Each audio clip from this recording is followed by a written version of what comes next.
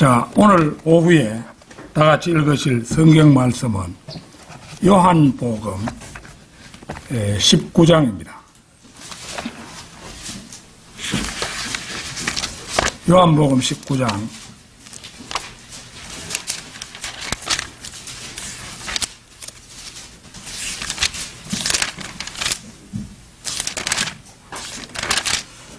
38절에서 42절 말씀입니다.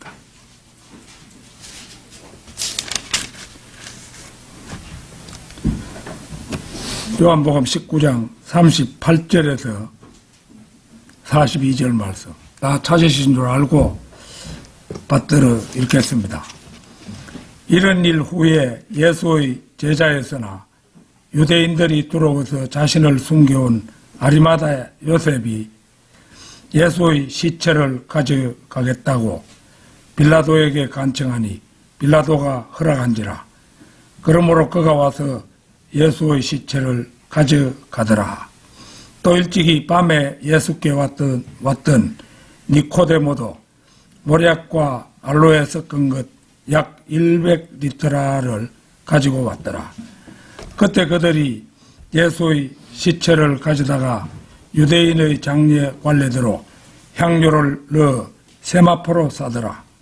그런데 주께서 십자가에 못 박히신 곳에 동산이 있으니 그 동산에는 아무도 장사 지낸 적이 없는 새 무덤이 있더라.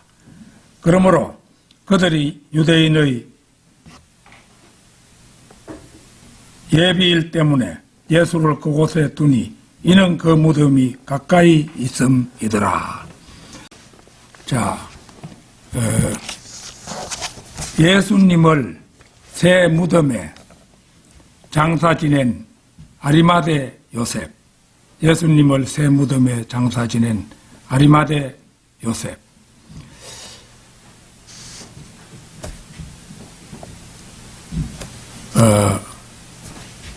그날은 마치 성도들의 영과 혼의 태양이 진 것 같은 그런 날이었습니다. 이에 제자들은 다 예수를 버리고 도망갔습니다. 예수님께서는 생전에 슬픈 어조로 요한복음 16장 32절에서 너희가 각자 자기 집으로 흩어지고 나를 혼자 남겨놓을 그때가 오나니 이렇게 말씀하신 적이 있었고 이 말씀이 실제로 이루어진 것입니다. 그분은 십자가 위에서 돌아가셨고 원수들은 그것으로 그분의 모든 것이 끝장나기를 바랐습니다. 반면에 그분의 제자들은 정말 그렇게 될까 두려워하였습니다. 십자가 주위에 남아있던 소수의 여인들만이 주님께서 돌아가시던 그 마지막 순간까지 신실하게 주님 곁을 지켰습니다. 그러나 여인들은 어떻게 그 거룩한 시신을 옮겨 명예롭게 장사를 치러야 할지 몰랐습니다. 그 귀한 육신에 죄인의 몸이 통상적으로 받는 대우를 받을 절체절명의 위기에 처하고 말았습니다. 이 위기의 순간에 아리마대 사람 요셉이 갑자기 그 자리에 등장했습니다.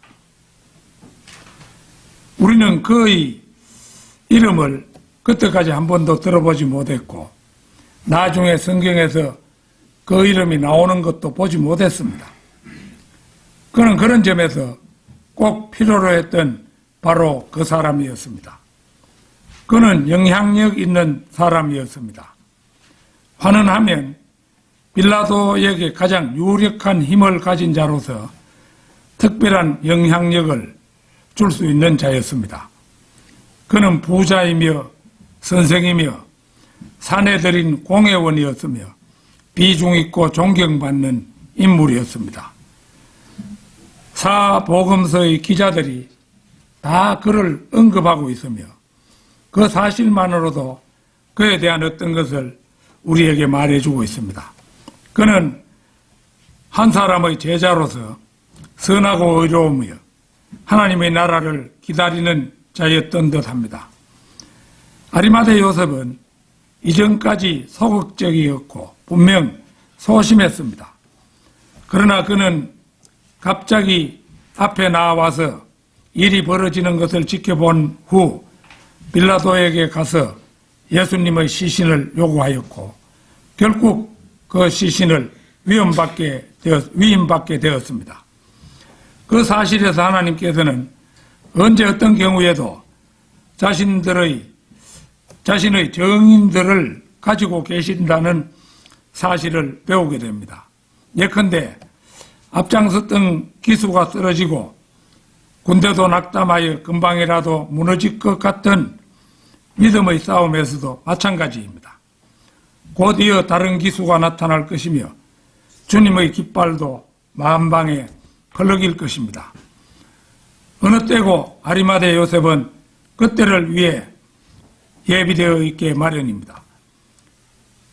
이집트에도 이스라엘을 위한 요셉이 있었고 십자가의 예수님을 위해서도 태어날 때 아버지의 역할을 대신한 요셉도 있었으며 또 다른 요셉은 그분의 장례를 주관했습니다.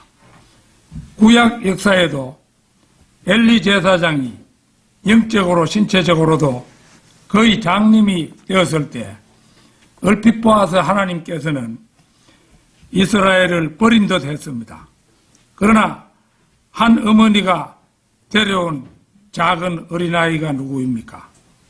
평생토록 하나님을 섬기고자 성소에 남겨진 이 작은 어린아이가 누굽니까? 자기 어머니가 손수 사랑으로 지은 작은 외투를 입고 있는 이 작은 아이가 누구입니까? 성도 여러분, 선지자 사무엘이 여러분 앞에 있습니다.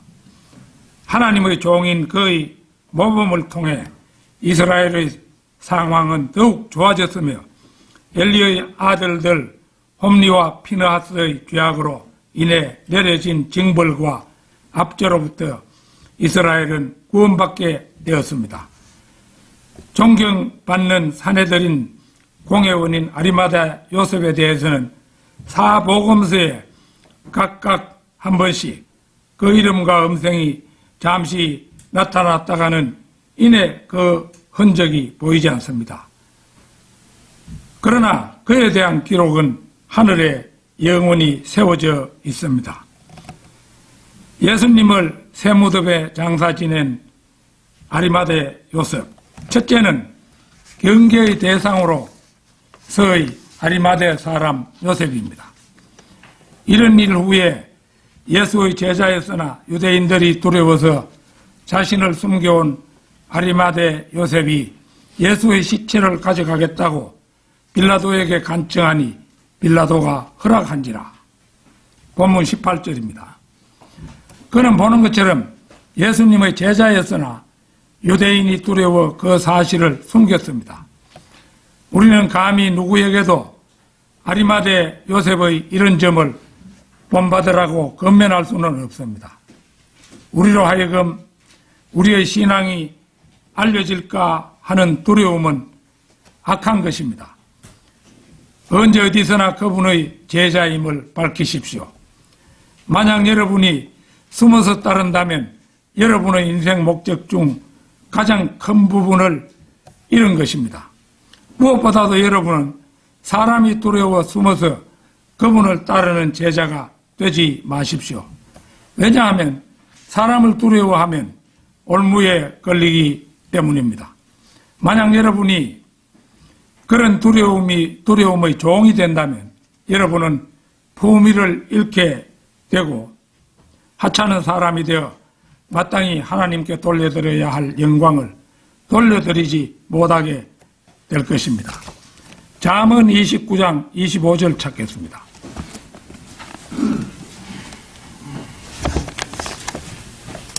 잠언 25장 25절입니다. 예, 29장 25절입니다.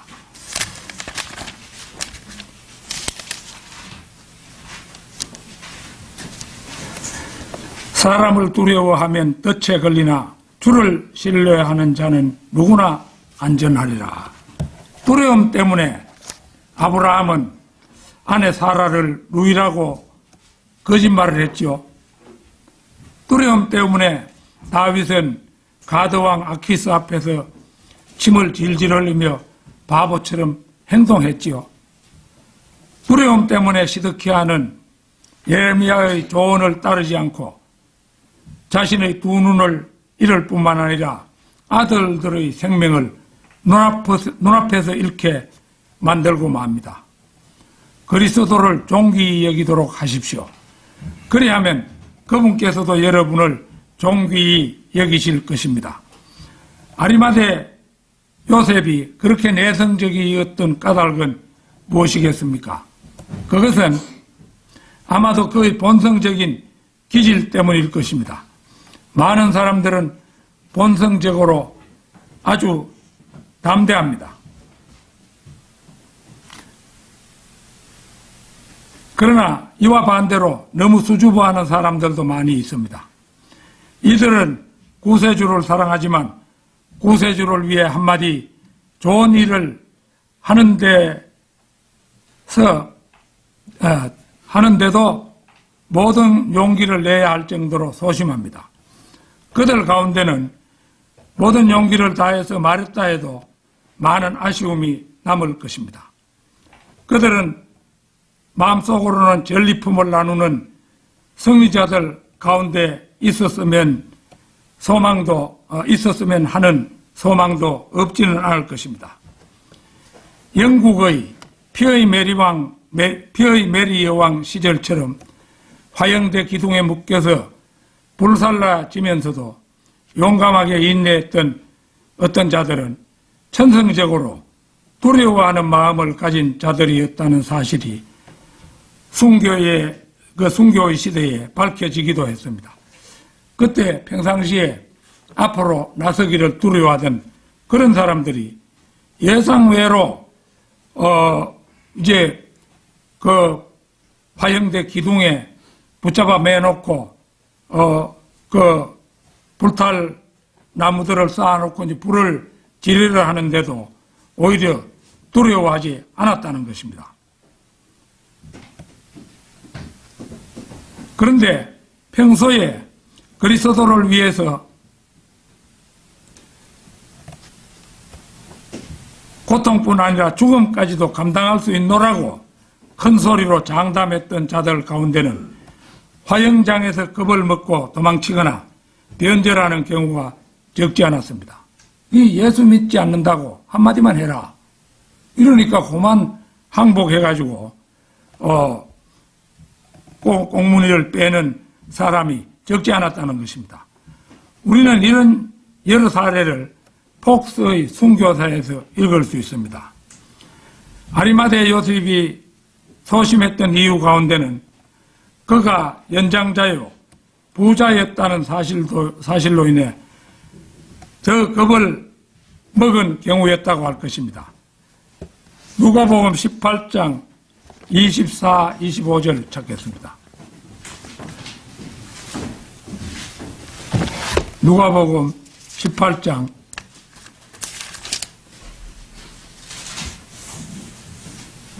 24, 25절.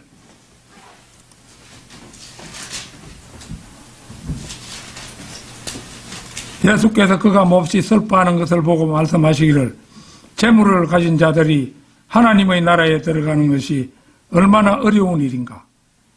낙타가 바늘기로 들어가는 것이 부자가 하나님의 나라에 들어가는 것보다 더 쉬운이라고 하시니라.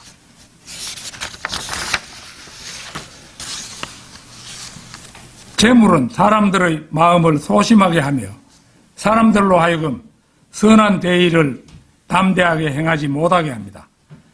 갈릴리 호수의 어부들은 자신들의 배와 낚시 어구들을 쉽게 버릴 수 있었지만 부자인 아리마대 요셉은 자신이 가진 모든 것을 버리기가 쉽지 않았습니다.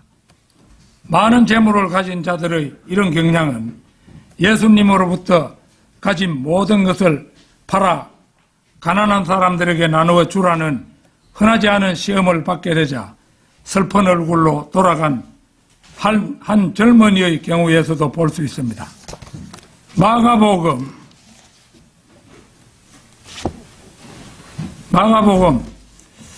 10장 21절 찾겠습니다. 마가복음 10장 21절.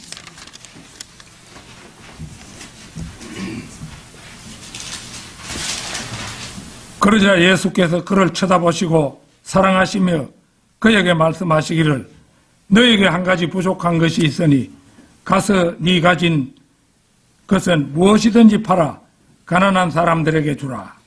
그리하면 하늘에 있는 보물을 가지게 되리니 그런 후에 와서 십자가를 지고 나를 따르라고 하시더라.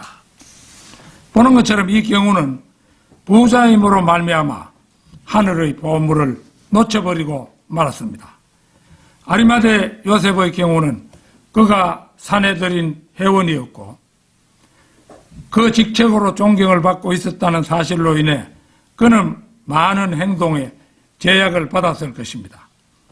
아리마대 요셉은 주님을 은밀히 따름으로써 큰 것을 잃은 사람이었다고 저는 봅니다. 그에게 좀 더 용기와 결단력이 있었다면 다른 제자들처럼 예수님의 제자가 되어 많은 일을 했을 것입니다. 그에게는 주님을 위한 사역이나 주님과 함께하는 사역도 함께하지 못했습니다. 그러나 그나마 그의 이름이 기억되는 것은 그가 행한 한 가지 큰 일 때문이었습니다. 그의 행적이 성경에 기록된 것은 오직 이 일이 전부입니다. 이같이 된 데는 그가 멀리서 주님을 따랐기 때문입니다.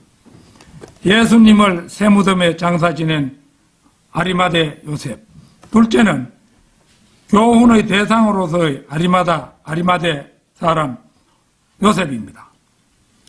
그러므로 그가 와서 예수의 시체를 가져가더라. 18절 하반절인데요.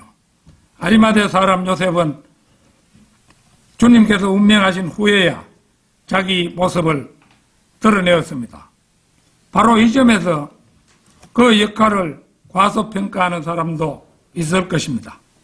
솔선수범하지 않고 파장해야 나타나느냐고 말입니다.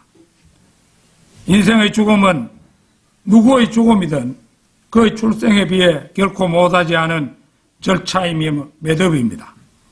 더구나 예수님이 누굽니까? 바로 창조주 아닙니까? 그러나 로마가 통치하던 그 시기에 우리의 구세주께서 로마 병정의 손에 넘겨져 가장 흉악하고 잔인한 형벌인 십자가 형벌을 당하고 운명한 그 시점은 그분을 사랑한다고 고백한 제자들도 다 도망가 버리고 그야말로 시신은 속절없이 영문 밖에 버려질 수도 있는 고립무원의 순간이었습니다. 바로 그때 단호하고도 용감하게 주님의 시신을 가져가 장사 지내겠다고 요청한 아리마대 요셉의 도련한 행동은 얼마나 용기 있는 행동입니까? 더구나 그 시간에는 여자들 몇 사람만이 끝까지 자리를 지켰다고 하니 그들 힘으로서는 도무지 어쩔 수 없는 그때에 로마 총독 빌라도로서도 감히 무시할 수 없는 사내들인 회원이자 부자인 요셉의 등장은 얼마나 극적이며 적절한 일입니까? 마태복음 26장 7절 찾겠습니다.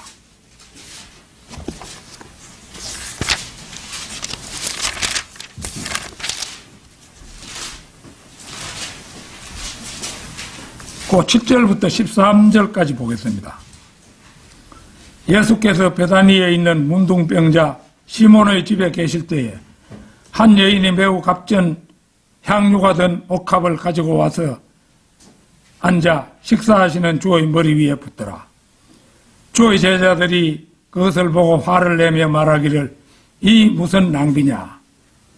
제자들이라고 이랬습니다마는 이런 사고방식을 가진 사람은 주님의 제자 가운데 그 유다 이스카리웃이요, 유사 이스카리웃 한 사람밖에 없습니다. 이 향유를 많은 돈을 받고 팔아서 가난한 사람들에게 줄 수 있었겠노라고 하니 예수께서 이를 아시고 그들에게 말씀하시기를 어찌하여 너희들이 이 여인을 괴롭히느냐. 이 여인은 나를 위하여 좋은 일을 하였노라. 가난한 사람들은 항상 너희와 함께 있으나 나는 너희와 항상 함께 있지는 아니하느니라. 이 여인이 이 향유를 내 몸에 부은 것은 내 장사를 위하여 한 것이라. 진실로 내가 너희에게 말하노니 온 세상에 이 복음이 전파되는 곳마다 이 여인이 행한 이 일도 말하여 그녀를 기념하리라고 하시더라. 여기에 주님의 머리 위에 향유를 붓는 여인이 있습니다. 도둑인 유다는 이 여인의 행동을 보고 팔아서 가난한 사람들에게 줄 수 있었겠노라고 불평을 합니다.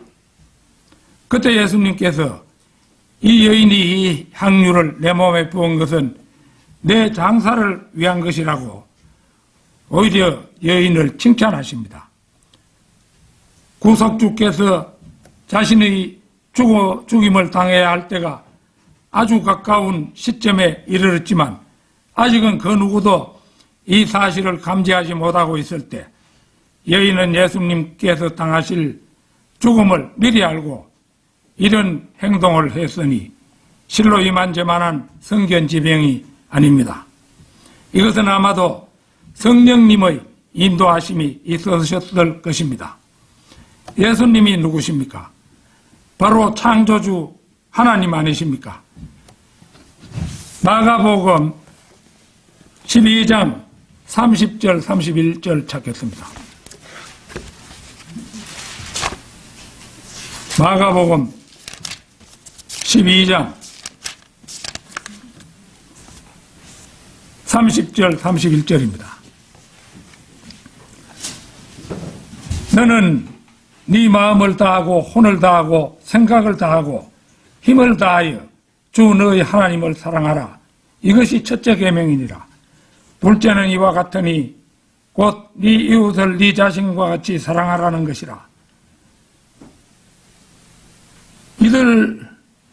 이들보다 더 큰 다른 계명은 없느니라고 하시더라. 이 말씀에 따르면 결국 향유를 부은 여인은 오히려 둘째 계명보다 첫째 계명에 순종했으니 칭찬받아 마땅한 일 아닙니까? 예수님께서는 온 세상에 이 복음이 전파되는 곳마다 이 여인이 행한 일도 말하여 그녀를 기념하라고 실로 대단한 칭찬을 하셨지요. 실제로 향기로운 여인의 미덕은 사복음서에 고루 기록되어 말씀으로 하늘에 세워졌으니 참으로 위대한 기념비라 할 만합니다. 그렇다면 아리마대 사람 요셉은 어떨까요? 성경에 그런 표현은 전혀 나오지 않습니다만 저는 개인적으로 온 세상이 이 복음이 전파되는 곳마다 아리마대 사람 요셉이 행한 일도 말하여 기념하는 것이 마땅하다는 생각을 해봅니다. 실제로도 주님께 향유를 부어드린 여인의 일과 마찬가지로 아리마대 요셉의 행적도 하늘에 영원히 기념비로 세워졌음은 그리스도인의 모든 눈이 밝히 확인하는 사실입니다. 예수님을 새 무덤에 장사 지낸 아리마대 요셉, 셋째는 각성의 대상으로서의 아리마대 요셉입니다. 저는 이 대목에서 왜 요셉이 불쑥 나타났는지를 말씀드리고자 합니다. 이것은 바로 그리스도의 원수들이 마침내 도를 넘어섰기 때문이 아닌가 합니다. 그 원수들이 그분을 뒤쫓아와서 돌을 던졌을 때 그들은 그분에게 아주 큰 영향을 미쳤습니다. 그분이 마귀 들려 미쳤다고 그들이 말했을 때도 그들은 도를 넘어섰습니다. 그분이 사탄인 비엘세부를 힘입어 마귀를 쫓아냈다고 그들이 말했을 때도 그것은 일종의 신성모독적인 발언이었습니다. 그러나 그때 아리마대 사람 요셉은 그 모든 것을 지켜보면서도 자신이 사내들인 회원이며 부자라는 지위에 편안히 안주하고 있었습니다. 그런데 이제 그들은 그런 비난의 선을 치명적으로 넘어서 버렸습니다. 즉 그들은 실제로 이스라엘의 왕을 사로잡아서 더구나 창조주의이시기까지 한 그분을 사로잡아서 십자가에 못 박아 죽게 했던 것입니다. 아리마대 사람 요셉은 더 이상 이런 상황을 지켜보고만 있을 수는 없었습니다. 그래서 그는 지금까지 맺고 있었던 모든 인간관계를 가감히 청산하기로 하고 스스로 자원하여 니코데모와 더불어 주 예수님 편에 섰습니다. 오늘날에도 불신자들은 물론 소위 기독교인이라는 사람들도 얼마나 과도한 인품을 지닌 믿음 없는 자들을 보게 됩니다. 우리는 너무나 천박하고 흉악한 인품을 지닌 사람들을 우리 눈으로 직접 볼 수 있죠. 기독교는 물론이고 우리 시대의 문명이라는 것이 무색할 정도입니다. 이제 우리는 거기서 나와 더 이상 믿지 않는 세상과 짝해서는 안 됩니다. 우리는 일찍이 성경 말씀을 공격하는 사람들을 보게 됩니다. 그들은 자신이 믿기로 작정한 말씀 외에는 성경이 전하는 것을 믿지 않겠다고 노골적으로 말하기도 합니다. 그들은 또 성경책을 양서이긴 하지만 시대에 뒤떨어진 책으로 여깁니다. 특히 요즘은 바이블 빌리버들이, 우리가 바이블 빌리버지요. 바이블 빌리버들이 불신자보다도 더 맹렬히 공격받는 시대가 되고 말았습니다. 아리마대 사람 요셉이 자신을 주님의 제자로 드러냈을 때는 주님의 친구들은 죄다 도망을 가고 주님 자신도 십자가의 고통을 견디다 못해 숨을 거두었을 때입니다. 그런데 그때 요셉은 말했습니다. 나는 지금 가서 주님의 시신을 요구할 것이다. 다른 사람들이 다 도망쳤을 때 그때 소심했던 이 사람은 비로소 용감해졌습니다.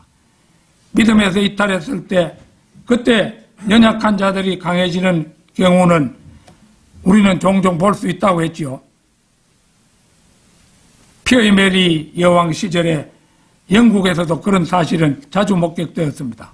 평상시에 저 사람은 전혀 믿음이 없는 사람인 것 같은데 그 불올싸지를 해서 이제 죽이려고 하는데 한마디면 예수 안 믿는다는 말만 하면은 용서해 준다고 하는데 여의 나는 끝까지 믿겠다 이렇게 하고서 그런 사람은 불에 타 죽었습니다. 그런데 평상시에 호언장담하던 그런 많은 사람들이 그 정작 결정적인 시기에는 모두가 주님을 배반하고 말았던 것입니다. 아마도 요셉은 모든 제자들이 다 도망친 상황에서 주의 모친을 비롯한 막달라 마리아 등 연약한 여인들만 남아 발을 동동 구르며 눈물을 흘리고 있을 때 이런 생각을 했던 것 같습니다. 귀하고 선한 여인들에게는 친구가 필요하다. 이들은 연약하여 귀하신 시신을 내릴 수도 없을 거야.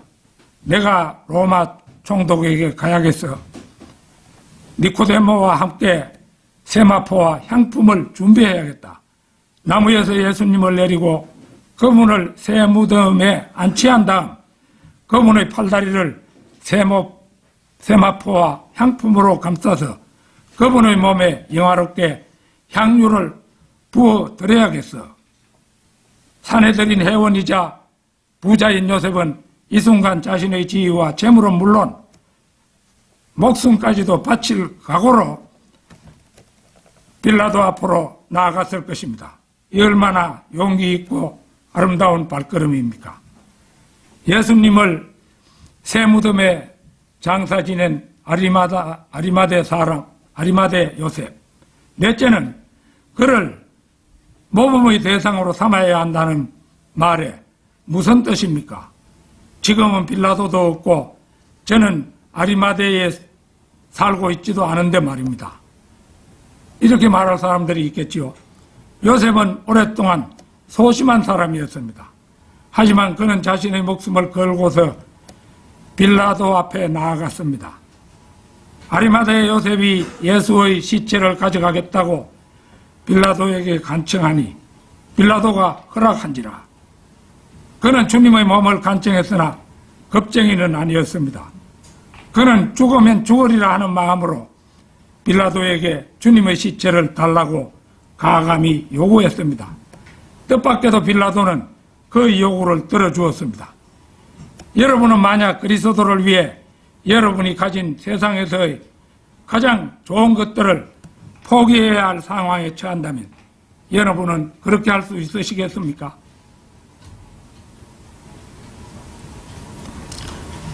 이 배교의 시대에 자신의 신앙을 고백함으로써 여러분의 인격을 포기할 수 있으시겠습니까?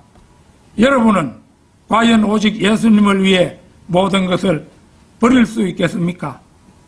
여러분이 애지중지하는 관계가 끊어지고 창창하던 앞길마저 산산조각이 난다 해도 여러분은 여러분의 십자가를 지고 주님을 따를 수 있겠습니까?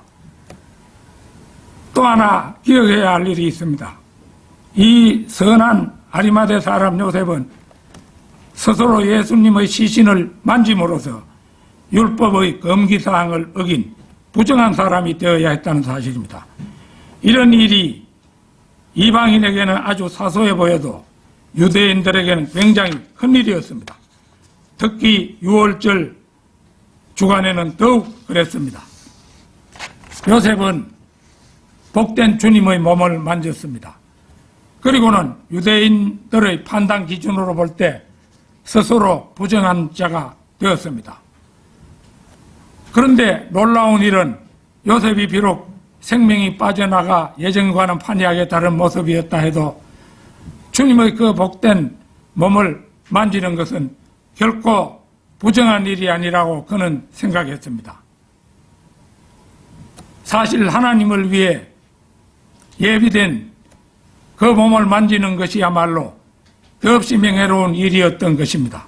사람들은 그러한 요셉을 두고 스스로 회복할 길 없는 비천한 자가 되었다고 할 것입니다. 아니, 요셉을 향해 손가락질하고 서슴없이 광신자라고 비난할 것입니다. 사무엘 하 6장 21절 22절 찾겠습니다. 6장 21절 22절입니다.